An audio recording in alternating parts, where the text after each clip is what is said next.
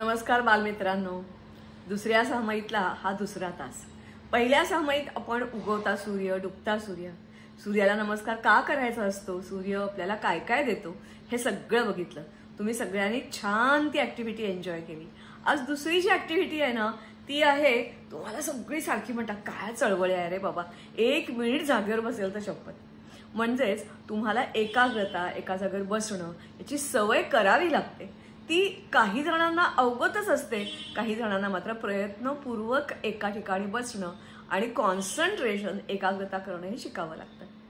तुम्हाला छोट्या मुलांसाठी अनेक मार्ग, म्हणजे उदाहरणार्थ बाई शाळेत आल्यानंतर सांगतात हात जोडून उभे राहा, डोळे मिटा, नमस्कार करा, देवाचा मंत्र म्हणा, किंवा काही योगा करताना शांतता ठेवा, एकदम आकडे मोजून होईपर्यंत मांडी सोडायची नाही, असे हात वर केले असतील तर ते खालती घ्यायचे नाहीत. हे सगळे एकाग्रता साधण्याचे उपाय असतात. गाणं म्हणताना, डान्स करताना, खेळताना तुम्हाला वेळ कसा जातो कळत सुद्धा नाही, नाही का? तशीच एक दुसरी ऍक्टिव्हिटी आज आपल्याला करायची आहे. त्याला तुम्ही काहीही नाव द्या, याला आपण म्हणणार आहोत टी बॅग फोल्डिंग. अर्थातच यासाठी हे अशा प्रकारे अगदी सोपी, किंवा याला युनिट ओरेगामी असं सुद्धा म्हणतात. खरं तर अगदी म्हणजे अगदी सोपी. जसा हा आकार घेतला याच्यापेक्षा मोठा आकार घ्या, याच आकारावर परत कॉन्ट्रास्ट रंगाचा दुसरा आकार घ्या, मध्ये घ्या. अनेक प्रकारे तुम्ही व्हरायटी ह्याच्यात आणू शकता. रंग हेच पाहिजेत असंही काही नाही. काही जण इथे मध्ये काही डिझाईन करू शकतील, काही इथे मध्ये डिझाईन करू शकतील. हा जो आहे हा 6x6चा कागद आहे. याच कागदावर आणखीन 4x4, 3x3, 2x2 असंही तुम्ही करू शकाल, किंवा काही वेळेला आणखीन वेगळ्या प्रकारेही करू शकाल. काही वेळेला हे एकच रंग घेतलाय, त्याच्याऐवजी लाल, निळा, हिरवा, पिवळा, आणि मग असं असं सर्कल सर्कल सर्कल, किंवा अशी आकृती काहीही करू शकाल. दिवाळीमध्ये किंवा तुमच्या समोर घराच्या रांगोळीला, भिंतीवर सजावटीसाठी तुम्ही या सगळ्या युनिटचा उपयोग करू शकाल. हे अगदीच सोपं आहे. यासाठी तुम्हाला एकूण 5 तुकडे दिले जातील एकसारख्या आकाराचे. याचा आकार अर्थातच स्क्वेअर किंवा चौरस, चारी बाजूनी सारखा आहे. त्याच्यातला एक जो कागद आहे हा थोडा आकाराने लहान आहे आणि रंगही त्याचा वेगळा आहे.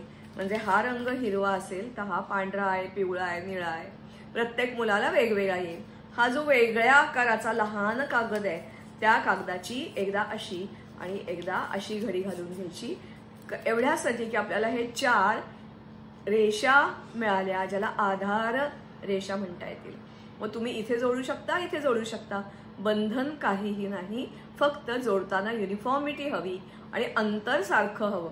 अंतर मोजून घ्यायची गरज नाही, नुसतं डोळ्याने सुद्धा तुम्हाला कळेल. हे जे कागद आहेत हे असे दुडायचे. काही जण ज्यांना आवड आहे, त्यांना रंग कसा हवा आहे त्याप्रमाणे ते करू शकतील. म्हणजे ज्यांना असं वाटतं की पांढरा रंग प्रॉमिनंट पाहिजे ते अशी घडी घालतील, ज्यांना हिरवा पाहिजे ते अशी घालतील.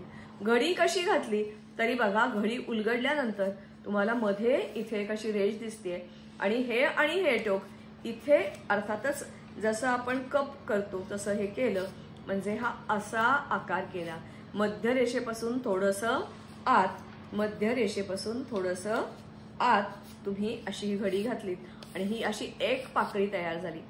ज्यांना जमणार आहे त्यांनी मग परत असं काही इथे दुडलं तरीही चालेल, असं काहीच नाही. त्याला आणखीन छान आकार येतो. नाही, कंपल्सरी काही नाही. ज्यांना असं वाटतं की पांढरा रंग आपल्याला वर हवाय आणि हिरवा रंग आत हवाय, त्यांनी बरोबर आकार तसाच, म्हणजे मध्यापासून मध्ये थोडंसं 1 सेंटीमीटर अंतर ठेवून आपण हे केलं, हा असा दिसेल. बाकी काहीच नाही. तुमच्या रंगाच्या पसंतीवर हे आहे.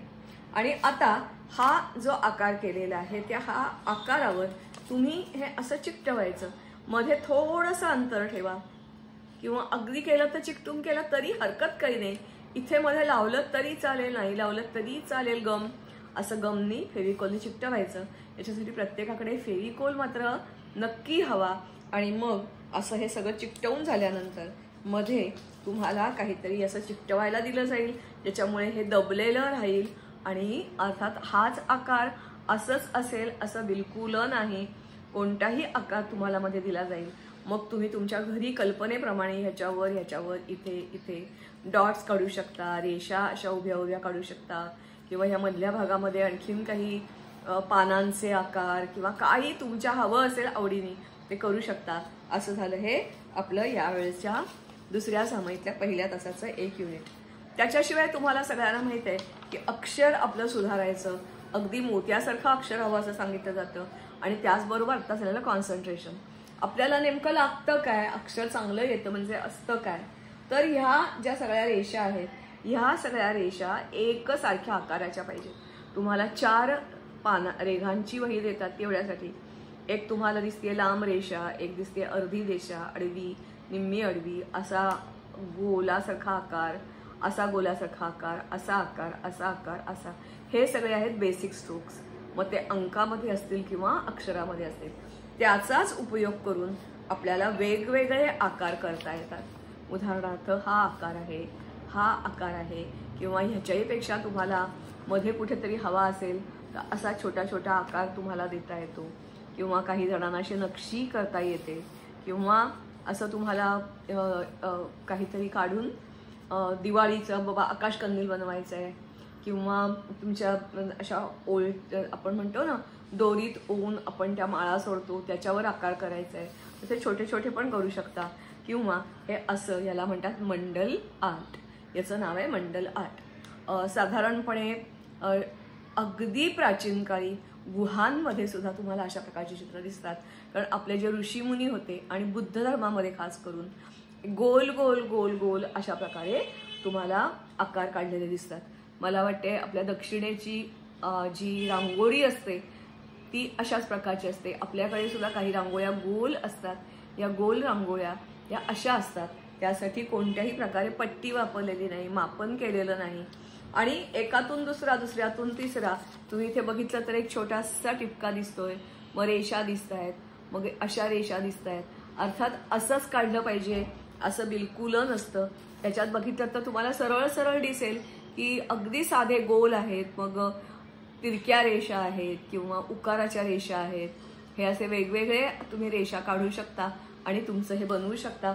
पांढरा शुभ्र कागद किंवा रंगीत असेल तर रंगीत कागद, मात्र त्याला पेन्सिलच वापरायची, स्केच पेन वापरायचं नाही. त्याचं टोक चांगलं काढलेलं असलं पाहिजे की मग तुमचं हे असं तयार होतं. ही आहे आपली दुसरी ॲक्टिव्हिटी. त्याचा पर्पज किंवा हेतू काय आहे, तर कॉन्सन्ट्रेशन कसं करायचं, हाताला वळण, हाताला जोर यावा. काही जण खूप लिहायला लागलं की म्हणतात बाई इथे दुखतंय, इथे दुखतंय, इथे दुखतंय. हे जे मनगटातलं बळ वाढवायचं असेल आणि त्याचबरोबर मनाचंही बळ वाढवायचं असेल तर तुम्हाला ह्या दोन्ही ॲक्टिव्हिटी उपयोगाच्या आहेत. तुम्ही आधी घरी व्हिडिओ बघा, आधीच सराव करून ठेवा. हवं तरी वर्गात आधीच दाखवा बाई मी केलं, बक्षीस मिळवा, तरी हरकत नाही आहे. 2 ॲक्टिव्हिटी आत्ता बघितल्या. एक युनिट ओरेगामी किंवा त्याला म्हणायचं टी बॅग फोल्डिंग, आणि दुसरं आपण बघितलं मंडल आर्ट. साधे आपले अक्षराचे उभी रेष, अर्धी रेष, आडवी रेष, अर्धी आडवी रेष, टिंब, पोकळ गोल, अर्धा गोल, अर्धा गोल, असा अर्धा गोल, असा अर्धा गोल, असा उकार, असा उकार, या सगळ्यांचा उपयोग करून तुम्ही वेगवेगळे डिझाईन्स करा. असं जर तुम्ही ठरवलं की रोज एक वेगळं डिझाईन माझं मी तयार करीन, वेगळी वही सुद्धा घालायला नको, समासाचा जो भाग असतो तिथे, मागे आम्ही असा एकदा प्रयोग केला होता आणि वर्षाच्या सुरुवातीला मी रोज एक नवीन पॅटर्न द्यायची. मला चित्रकलेची खूप आवड आहे, त्याच्यासाठी काही खास तुम्हाला सायन्स, रॉकेट सायन्स वगैरे लागतं असं नाही. मनात असेल तर रोज एक नवा, आणि मुलं फक्त त्या समासाच्या भागामध्ये करायची. वर्षाच्या सुरुवातीचं अक्षर आणि at the end of the year त्यांचं अक्षर, कमालीचा फरक पडला. कारण हे सगळे वेगवेगळे स्ट्रोक्स एका विशिष्ट वहीमध्ये, आकार मर्यादित असतं, 2 लाईनीमधलं अंतर मर्यादित असतं, त्या 2 लाईनीमध्ये हे सगळे आकार बसवल्यामुळे त्यांच्या हाताला एकसारखेपणा आला. चांगलं अक्षर म्हणजे एकसारखा असापणा असलेलं अक्षर. तुम्ही प्रयत्न करून बघा आणि मला सांगा की तुम्हाला ह्याचा फायदा झाला की नाही. खास करून मे महिन्यात दिवाळीच्या सुट्टीत याचा जास्ती तुम्हाला उपयोग करून करता येईल. नक्की खात्री आहे.